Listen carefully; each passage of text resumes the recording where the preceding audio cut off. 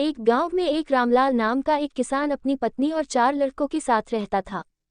रामलाल खेतों में मेहनत करके अपने परिवार का पेट पालता था, लेकिन उसके चारों लड़के आलसी थे, जो गांव में वैसे ही इधर उधर घूमते रहते थे। एक दिन रामलाल ने अपनी पत्नी से कहा कि अभी तो मैं खेतों में काम कर रहा हूँ, लेकिन मेरे बाद इन लड़कों का क्या होगा? इन्होंने तो कभी मेहनत भी नहीं करी, ये तो कभी खेत में भी नहीं गए। रामलाल की पत्नी ने कहा कि धीरे धीरे ये भी काम करने लगेंगे। समय बीतता गया और रामलाल के लड़के कोई काम नहीं करते थे। एक बार रामलाल बहुत बीमार पड़ गया। वो काफी दिनों तक बीमार ही रहा। उसने अपनी पत्नी को कहा कि वह चारों लड़कों को बुला कर लाए। उसकी पत्नी चारों लड़कों को बुलाकर लाई। रामलाल ने कहा, लगता है कि अब मैं ज्यादा दिनों तक जिंदा नहीं रहूंगा। रामलाल को चिंता थी कि उसके जाने के बाद उसके बेटों का क्या होगा। इसलिए उसने कहा, बेटो, मैंने अपने जीवन में जो भी कुछ कमाया है वह खजाना अपने खेतों के नीचे दबा रखा है।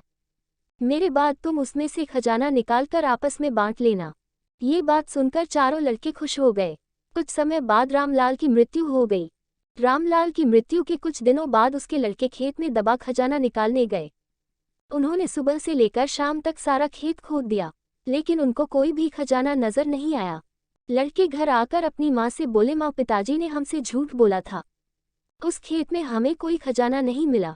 उसकी माँ ने बताया कि तुम्हारे पिताजी ने जीवन में यही घर और खेत ही कमाया है, लेकिन अब तुमने खेत खोद ही दिया है तो उसमें बीज बो दो। इसके बाद लड़कों ने बीज बोए और माँ के कहे अनुसार उसमें पानी देते गए।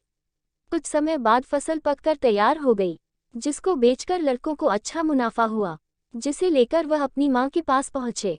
माँ ने कहा कि तुम्हारी मेहनत ही असली खजाना है, यही तुम्हारे पिताजी तुमको समझाना चाहते थे। इस कहानी की सीख ये है कि हमें आलस्य को त्याग कर मेहनत करना चाहिए।